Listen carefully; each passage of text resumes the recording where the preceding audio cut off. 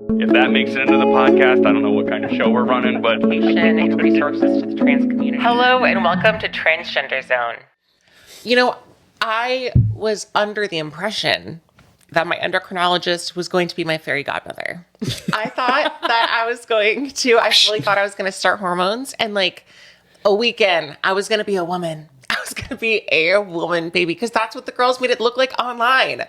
But that's because they start HRT. Yeah. And then go get face surgery. Pumped mama, they'll get the surgery. Yeah. But unfortunately, that was not true. So that's something that I kind of had a misconception about. I was very gung-ho for my transition. I think a lot of us are. And that's not the only common misconception. There's a lot out there. That's maybe one of the more tame that's a tame ones. Well, hello, everybody, and welcome back to another episode of the Tzone podcast. I am your host, Victoria. And I am her husband, Christopher. Hello. So today we're going to be going into misconceptions about being trans or transitioning, or about just trans people in general. And we asked our community, the Tzone community, to share what their biggest and sometimes most harmful or most challenging misconceptions that they had during their transition. If you want to become a member of Tzone, you can use code Try Tzone to get your first month for $1. But as of right now, we're going to go through some of the misconceptions that our community had. That's right.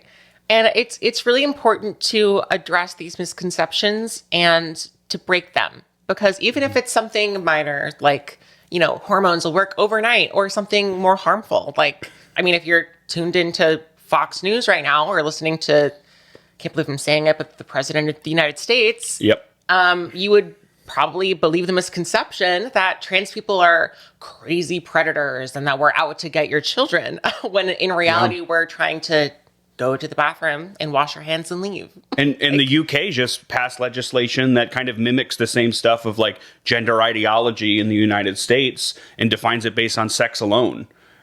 So it's happening around the world. And so we have to break these misconceptions so that folks feel free to grow and live and be happy.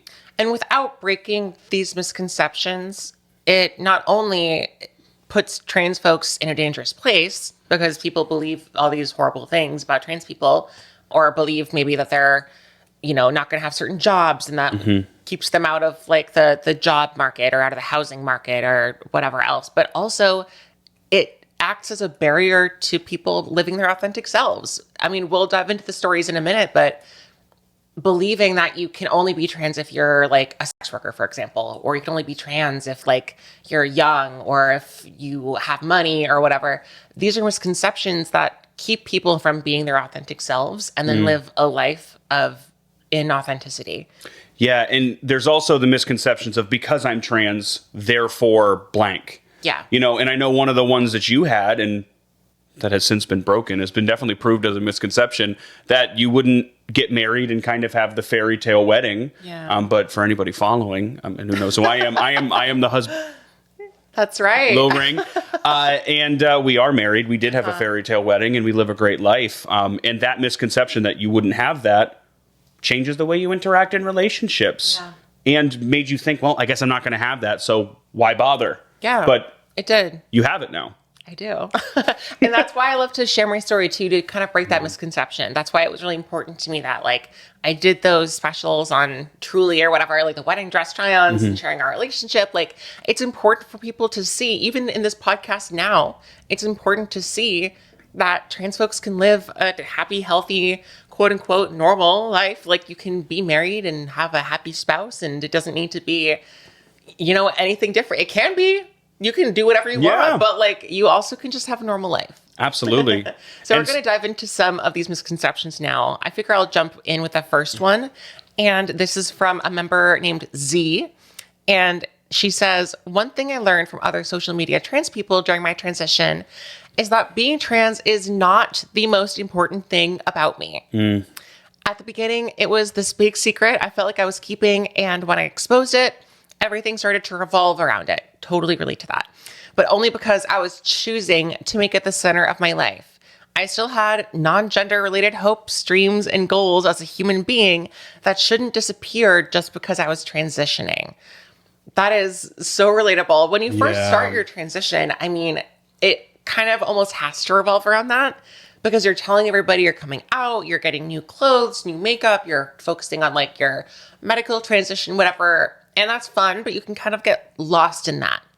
Yeah, one of the things that I thought was beautiful that Victoria shared with me, and I really keep this close to my heart now, is that you don't say you're a trans woman. You say you're a woman of transgender experience. And what I love about that is you're a woman first. Yeah. You are a woman, but you happen to have gotten there through transgender experience. Yes. Right? You were born in the wrong body and had to make corrections.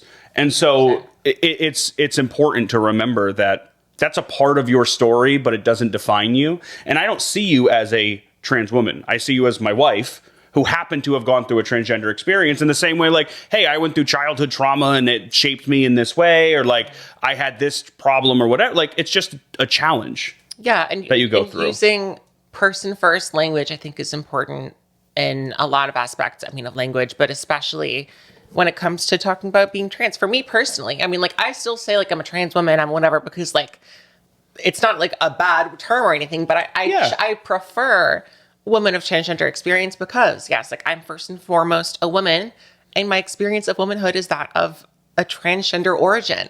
But I still have hopes and dreams. I still wanted to go to college and graduate. Guess what? I did. I still wanted to get married. That wasn't related to my gender. It was breaking misconception, but that didn't have anything to do with like transition. And I still have goals with Tzone. I have goals with this podcast. I have goals in my personal life that don't have anything to do with transition. Yeah, you're studying Japanese right now. That has absolutely nothing to do with you transitioning. True. That kind of stuff. Thank you for bringing that up for the whole. But I think that's something that sort of comes with experience. The more that you like, the further you're into your transition, the novelty sort of wears off a little bit, and it's more of just like a part of your medical history. Absolutely. Z went on to say a different point that kind of brings us into where we're going next, in saying there are many different types of cisgender men and women with many different interests, just like there are many different types of trans individuals with many different interests. And it brings up a great point. There isn't a single personality, dysphoria, sexuality that all trans men or women have that like show that they're trans. It's not one specific thing. It shows up differently. And we'll quote Cassandra here, another one of our members, that said, for me, that's an easy one, meaning what is the misconception? One of the reasons why I suppressed transness for the longest time was because I have guy interests. I thought that you have to be stereotypically feminine in order to be a trans girl, or stereotypically masculine for trans men. As I started learning about being trans, I learned that there is much, much more to being trans than stereotypes. Yeah. Yeah. And I think that's also a stereotype, like a misconception about trans folks that TERFs have, trans exclusionary radical feminism, feminists, if you will, that they feel that trans women in particular, but trans people are taking like stereotypes of women and are just running with it and are making a mockery of women and are just trying to be like a stereotypical Barbie, like huge breasts, like makeup, whatever, and an exaggeration and insult to womanhood. Like, not that that is in the first place, but point, but yes, right. But we're not a monolith. We're just like any other woman. Some of us love hair and makeup. Some of us are digging in the dirt with looking for bugs. Hey, if you're out there digging in the dirt looking for bugs, that's cool. Do your thing. It's true. Oh my goodness. Yeah. But it's important. It's important to talk about stuff like this because you have shared in the past that, you know, Victoria loved like The Little Mermaid, and like there was a lot of like really stereotypical. We're still laughing about what you said about finding bugs. But there's a lot of things that you shared that are like make you stereotypically trans, where it's like, yeah, you love The Little Mermaid, and like it's a story about like transitioning from like a mermaid to a person and all. Like that's kind of almost funny. Yeah. Where it's like, yeah, of course it's very stereotypical, but that's not everybody. And a lot of folks in these, we weren't able to fit all of them in here, but a lot of folks shared stuff like, I actually didn't like Barbies. I didn't like dolls. I didn't want to play with dolls at all. I actually wanted to do some of the stuff that the other boys in my neighborhood were doing, but I didn't feel like them. Yeah. Like there was something different. So there's not one way. Right. Not one interest. 100%. So another one of our members, Ellie, said, I've corrected a lot of people who thought I transitioned from male to female due to me liking men. I'm a lesbian. So I would tell them being transgender is my gender identity. Being a lesbian is my sexual orientation. Huge difference. That's so true. Yeah. That is so true because gender identity is who you go to bed as. Sexual orientation is who you go to bed with. I love that. And people tend to think that like, that just feeds into the misconception too that trans people are just like super gay. Like they're just like super gay men or Check all the super gay boxes. women that have like gone all the way to the other. Like it has nothing to do with sex at all. It has to do with who you actually are. And that's a big misconception. And actually, there are a lot of trans lesbians, a lot of transbians. Yeah. Yeah. A and ton. Gay trans men and whatever, all of that. I will say that being trans and kind of saying, okay, I'm going to have to live my truth like this, it definitely opens you up to like, okay, well, I don't have to live a perfectly stereotypical life because I'm already stepping out of the margin. I feel like, though, that's more about empowerment.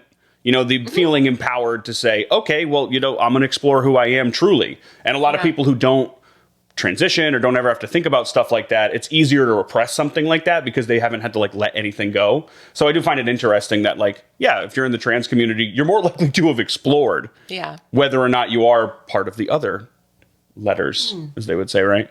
Yes, the other letters, the other mafia. The alphabet mafia. I've heard the alphabet soup. I've never heard the boy. alphabet mafia. I love that. Okay, so we're going to move on to misconceptions about getting bad information from other online sources. Now, one of the reasons why we made Tzone was so that the information on there is monitored, well documented, people are well educated, because stuff like this can happen. So we're going to share a quote from Kaylee. On another online transgender forum, not Tzone. It was not Tzone. Let's be very clear about that. It was not Tzone. I was led to believe that WPATH, or the World Professional Association for Transgender Health, was nothing but a gatekeeper, and mental health counseling was the head of all gatekeepers. Was I wrong? When I decided to transition totally, I found a mental health care counselor that used they, them pronouns. Those counseling sessions were the most eye-opening sessions I've ever had. When they handed me my letter for gender-affirming surgery, I broke down crying. Finally, someone believed me. The other transgender folks on this other forum led me to believe dysphoria was no big deal. Looking back and knowing what I've learned from my sisters on Tzone, the people on other sites were probably just imposters looking for attention and not real transgender women. And even if they were real transgender women, they were harboring some sort of misconception themselves. Right. And they were sharing misinformation. Yeah. And that's why it's so important to have a site like Tzone or whatever that has like fact checking, has a safe and secure community, has just real information for you to learn what these things are. Like, what is WPATH and like, what do they do?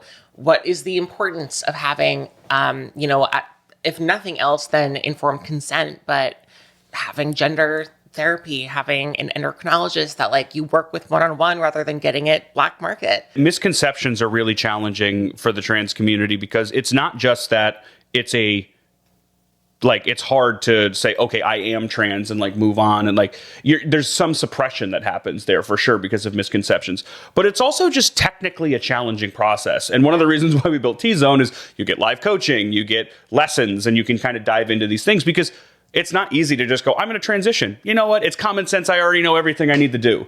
It's a challenging process. And so misconceptions like this can cause serious harm because you should be going to a therapist.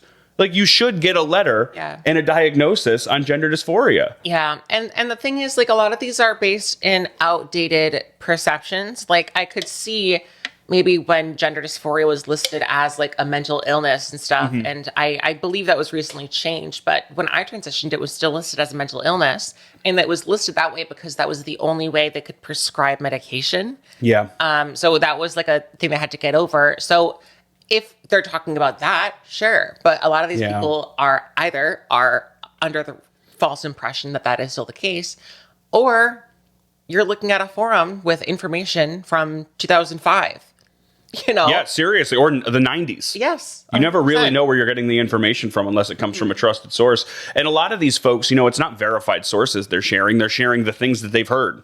Yeah. And if there's no correction of that, you could live a long time under this assumption that like WPATH and gender counseling, like, no, that's not good. It won't be good for me. Sometimes you go to a gender counselor and it blows open the path for you because, oh wow, like I can do this. I'm validated in how I feel and that kind of thing. So yeah, it's important to correct those. Let's take a break. Sometimes it feels like nobody understands what it's like to be transgender. If you're looking for a supportive community, then welcome to Tzone. Tzone is your transition companion. Our online app can simplify and improve your transition. Tzone offers a safe, protected, trans-only online community where you can find people just like yourself to ask questions, give advice, and share your stories with. We have an expansive and up-to-date global resource database where you can find gender-affirming care anywhere in the world, whether it's abroad, in your country, or in your state. Transition can be difficult. At Tzone, we offer educational modules for every part of your transition, whether you are just beginning or if you're an advanced trans person just like me, you can find something to help you in your journey. Come achieve your transition goals alongside the Tzone community at transgenderzone.com. So speaking of misconceptions involving hormones and wanting a magic wand waved over all of us, one of our members, Olivia, says, one of the misconceptions that I had was that getting on HRT was this magical thing that would instantly get rid of all my dysphoria and bad mental health, and I would instantly be better. While starting HRT has been a great improvement, moving forward with transitioning can still be filled with anxiety and depressive moments. I'm more certain of myself and who I am, but the world at large is still very much against trans people. Sometimes it's very tough to go out and face it. So true, Olivia. Making certain that you have a therapist or trans people who you can talk to and relate to how you're feeling is honestly extremely helpful. Yes. So it's first of all, two parts of that. One, HRT is not an overnight magical cure, unfortunately. Yeah. As much as we want it to be, it seems like it is. If you see someone like especially someone with money transitioning online, it takes about a year. And they're Miss Tilapia, Pesciana, Fishy Queen, like, and they look. But that's not because of the HRT. Yes. That's because they're getting surgeries.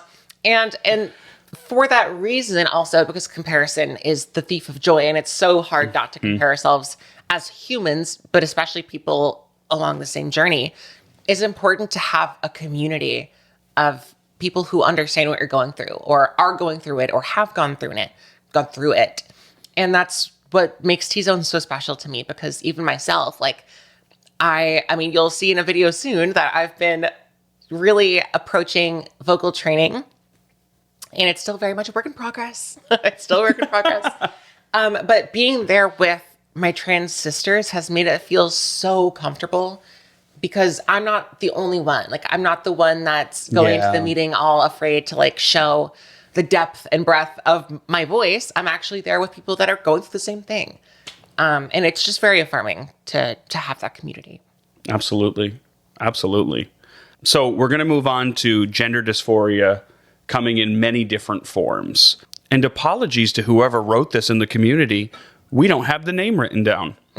We'll add in the name in editing. Something I am still unlearning is the misconception that you need to have debilitating gender dysphoria in order to transition. I think I used this as a way to separate myself from the idea of being trans because transitioning seemed so scary to me, and I was looking for any excuse to avoid it. In reality, gender dysphoria at any level is a valid enough reason to transition to any degree that you want to. Ironically enough, it turns out that my gender dysphoria was actually quite bad, and I was just suppressing all the thoughts and feelings. It doesn't go away, though. It manifests as severe depression. Even for those who don't feel strong dysphoria, I feel that gender euphoria can be enough of a reason to transition however you want to. Oh, that's very well said. Whoever said that. I'm sad we don't have your name on the. We'll put it on the screen. Right. But that's very true. I think people sometimes feel like, well, if I don't want every single part of my body changed, then I'm not trans enough to whatever. And like, there are a lot of trans women who are very comfortable with what's between their legs. There are some trans women like myself that could not wait to get that fixed for me, For sure. But that doesn't make my sister, who's non-op, any less trans than me or any less valid than me, who got this done. Yeah. And this also leans into, as well, the conversation around, it's not just binary trans folks that exist. Being trans is an umbrella term. So it's not just male to female or female to male. There's also a host of different non-binary identities and like different parts on that spectrum of where people fall. Yeah. And so you might not be binary trans. You might have a few things that make you dysphoric and some things that actually don't and that you like about yourself. And that's fine. There's no amount of dysphoria that you have to like clear the bar of like, oh, now you're actually trans. It's like any type of gender dysphoria is a signal. Yeah. And I think this makes me think of the first misconception that we shared from our users that like the trans experience is not a monolith. Like, people have different experiences of womanhood, different experiences of dysphoria and of euphoria. Like for some people, I know for me, it took me a very long time to feel comfortable wearing like a blazer and slacks or something because I was like, I have to wear a dress. I have to do this. Like I have to have makeup on. I have to whatever, because I was like, I have to push the femininity to be as femme as possible. And like max it out. Yes. But that also like, first of all, wearing pants doesn't make me non-binary. But like, so real. It sounds crazy to say that, but when we first started dating, it was like I cannot wear certain things because that's not what a trans woman would wear. It's like, well, if it's something that a woman would wear, who gives? Like, I know. Who cares? I had to be peak femininity, and like you hold yourself to this strict standard and being like, I have to be woman enough, or trans enough, like dysphoric enough. And just womanhood in general, humanity is not a monolith. Like we're all different. We're all changing. Absolutely. And same goes for masculinity and trans men. There is no one way to be a man, even though that's really pushed. if you're listening from America or like Western world, like, it's a deadly disease of spreading masculinity as it's a mess. Okay. Coming up next is a user called Valerie, and she says, other than flat out not knowing that transition was an option, my wife at the time repeatedly screwed with my head that I'm too old, that I'd be made fun of, that I'd be giving up everything and throwing away a career.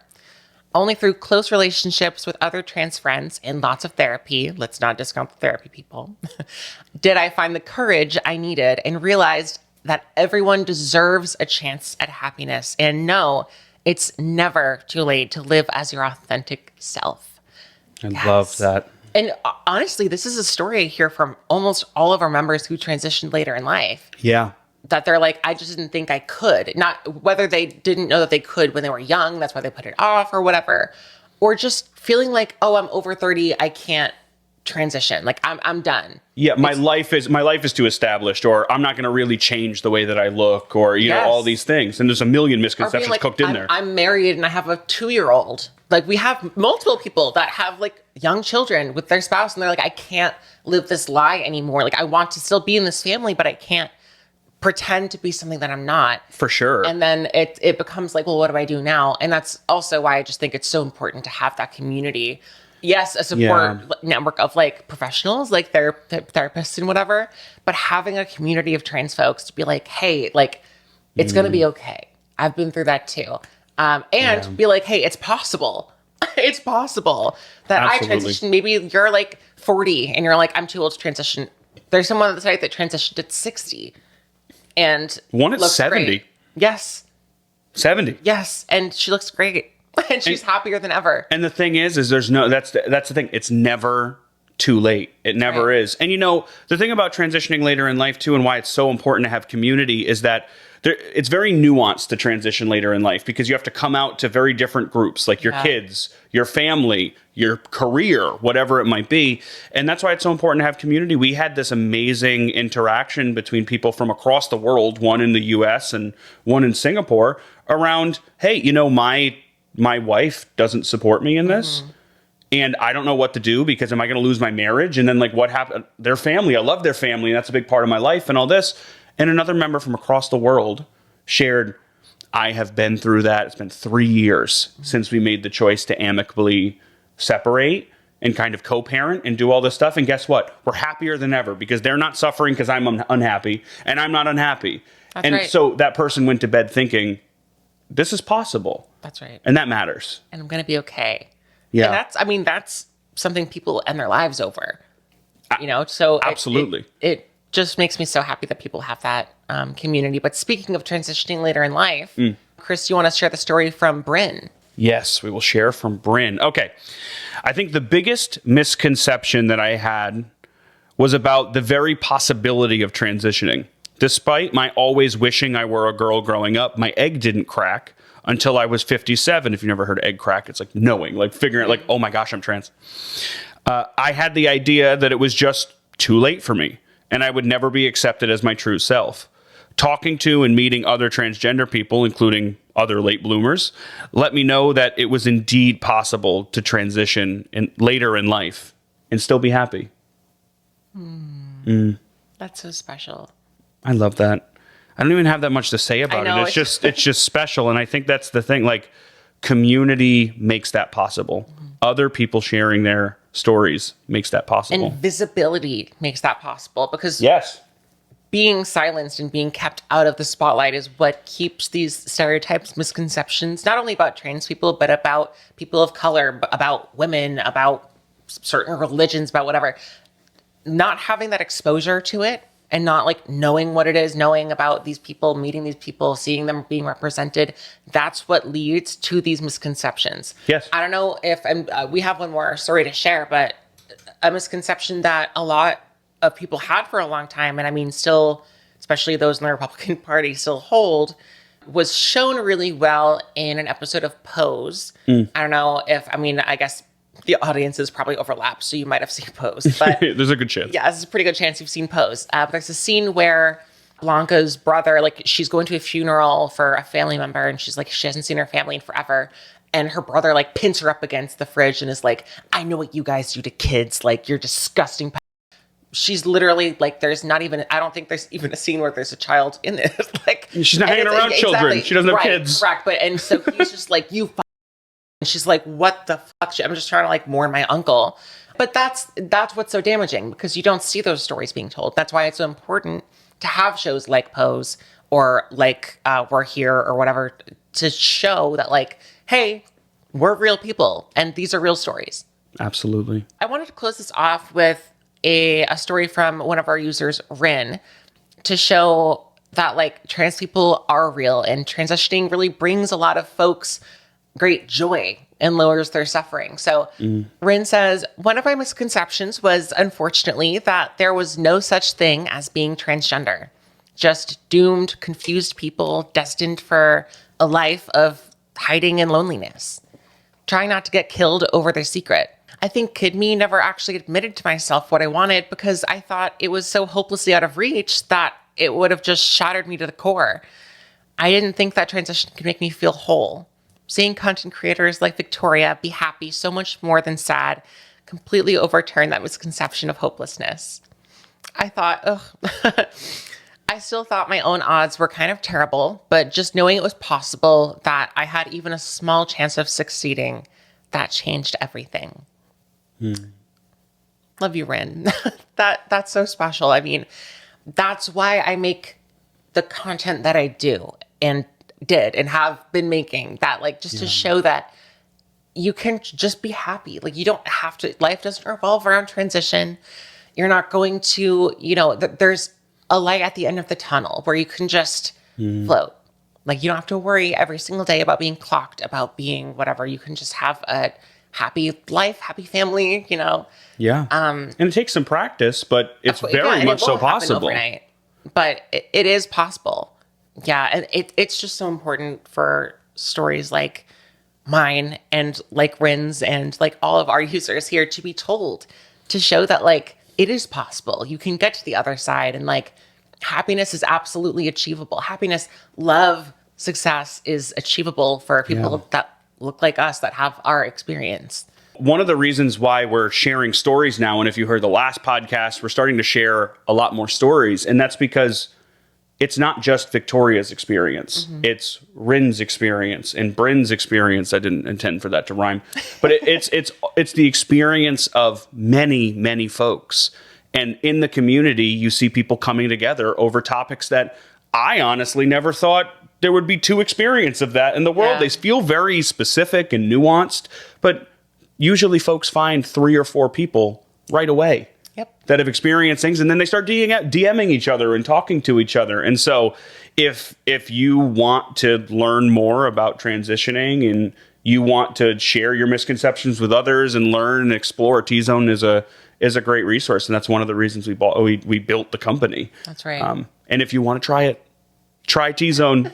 You get the first month for $1. That's right. So, I just want to thank you all so much for being here. And I mean, one of the misconceptions I had was that I could never be happy and successful in my life. Yeah. And we're working really hard to build this platform that will help so many people, is currently helping so many people. And I know that it can help so many more. So just having even one of you watching this right now is just mind-blowing to me. Like, I never thought that I would be able to have any kind of platform, make any kind of difference. Yeah. And it makes me so happy to see how many people believe in the mission of Tzone and believe in, especially with everything going on right now, believe in the importance of gender-affirming care and support of the community. It makes me so happy because, again, it's people from all around the world that are joining. Yeah. And they all have different experiences. A lot of them are outside of the US, of course, and are saying like, hey, so sorry to all my trans sisters and brothers and siblings, whatever, all across America right now. It's just so great. And it's so heartwarming. So again, I could talk your ear off about Tzone, but I'll let you see it for yourself. So if you're interested, go over to transgenderzone.com and use the code TRYTZone to get your first month for $1. So yeah, until we see you in our next episode, thank you so much for joining us. Make sure to go and rate us wherever you get your podcasts. And until we see you next week, take care of yourself, and I'll see you in the community.